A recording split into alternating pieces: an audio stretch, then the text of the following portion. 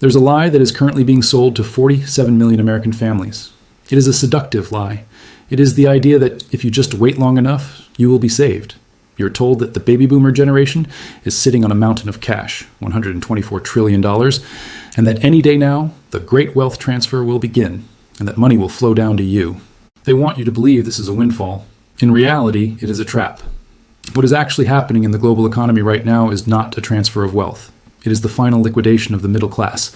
It is a mechanical process that has happened before, from the stone streets of ancient Rome to the industrial heartland of Germany.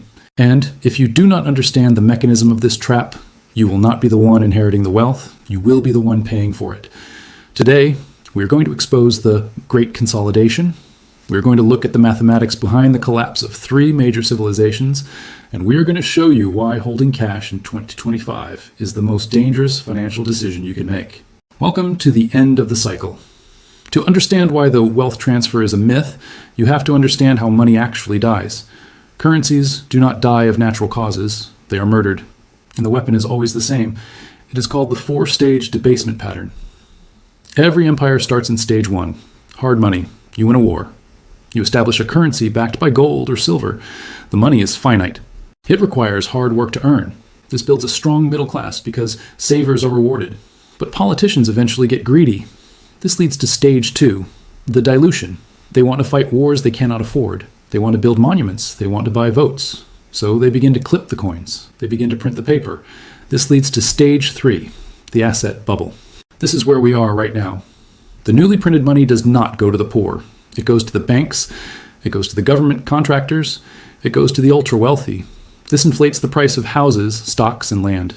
The rich feel like geniuses. The poor feel like they are drowning.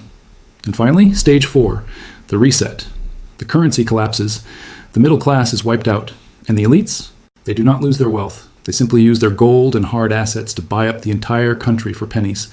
This is not a theory. Let me show you the crime scene. Go back 2,000 years. The Roman Empire was built on the silver denarius. It was the dollar of the ancient world. If you were a Roman soldier or baker, you saved these coins because they were 95% pure silver. But then came Emperor Nero.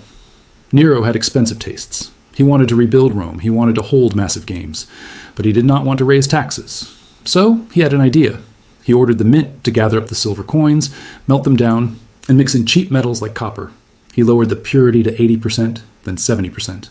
By the time we get to the 3rd century, the silver coin was a fraud. It was bronze dipped in a thin wash of silver.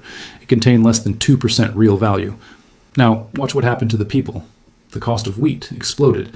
The soldiers demanded higher pay, which forced the emperors to print even more bad money. But here's the part the history books often leave out. Who survived? The wealthy Romans did not hold the currency. They held the land, they held the farms. When the middle-class merchants went bankrupt because their savings were worthless, the elites bought their property. The Roman middle class ceased to exist. They became colony, tenant farmers. They were free citizens who owned nothing and had to rent the land they worked on. Does that sound familiar? A generation of people who can work hard but can never afford to own a home? The great wealth transfer of Rome was a transfer from the people to the emperor. It created a feudal system that lasted 1,000 years. If Rome was a slow death, Weimar Germany was a bullet to the head.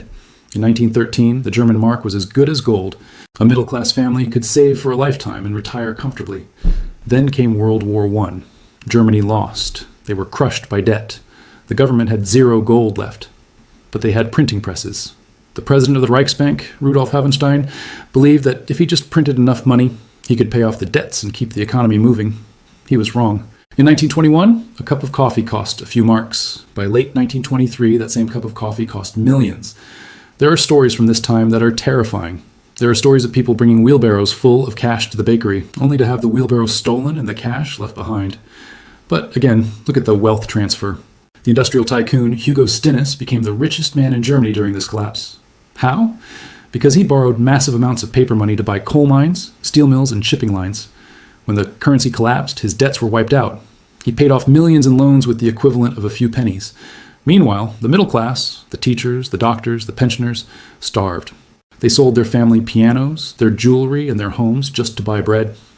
This was not an accident. It was a consolidation. The assets moved from the hands of the many into the hands of the few. You might be saying, that is ancient history. That cannot happen in America. The dollar is the reserve currency of the world. I have bad news for you. It already happened. The United States of America defaulted on its debt 53 years ago. On August 15, 1971, President Richard Nixon closed the gold window. Before that day, every $35 you held was a contract for 1 ounce of gold. After that day, it was just paper. Since 1971, the pattern has been textbook stage 3. The Federal Reserve has printed trillions of dollars. Where did it go? Did it go to your savings account? No. It went into this Cantillon effect. And this is an economic concept that explains that new money enters the economy at the top. The government gives it to big banks and corporations first. They get to spend the money before prices rise. By the time that money circulates down to you, it has already inflated the price of housing, healthcare, and groceries. This is why your grandfather could support a family of 5 on a single factory wage, and you need 2 incomes just to pay rent. The currency has been debased. The value of your labor has been stolen. And this brings us back to the $124 trillion lie. The media tells you that the baby boomers are about to bail you out. They say the great wealth transfer is starting. Let us look at the data. First, that number is heavily skewed. 62 trillion of that wealth is held by the top 2% of households. That money is not going to the middle class. It is going from a billionaire father to a billionaire son. It stays in the club. Second, for the regular middle class boomer, that wealth is an illusion. It is tied up in their primary residence. And unlike in 1950, we now have a healthcare system designed to extract maximum value at the end of life. The average cost of a nursing home in America is over $100,000 a year. The great wealth transfer is not going to children. It is going to the healthcare industry. It is going to reverse mortgages. It is going to the state. A study by Cerulli Associates shows that the vast majority of millennials will receive no significant inheritance. You are waiting for a lifeboat that has already been scuttled. So, where does this leave us? We are at the end of the long-term debt cycle. The United States debt is rising by $1 trillion every 100 days. This is mathematically unsustainable. There are only 2 ways this ends. 1, the government defaults and tells the world they will not pay. This causes an immediate depression. 2, they print the money, they inflate the debt away. This causes a currency crisis. History tells us that governments always choose option 2. They always choose inflation. It is the path of least resistance. This means the dollar will continue to lose value. It means that holding cash is a guarantee that you will become poor.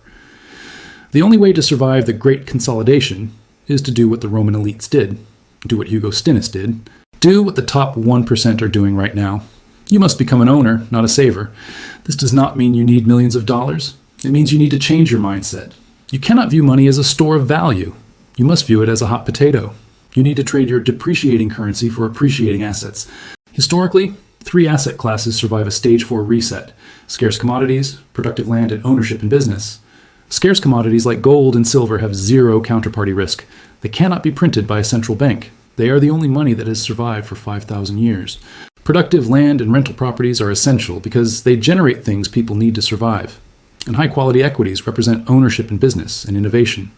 The illusion of the great wealth transfer is designed to keep you passive. It is designed to keep you consuming.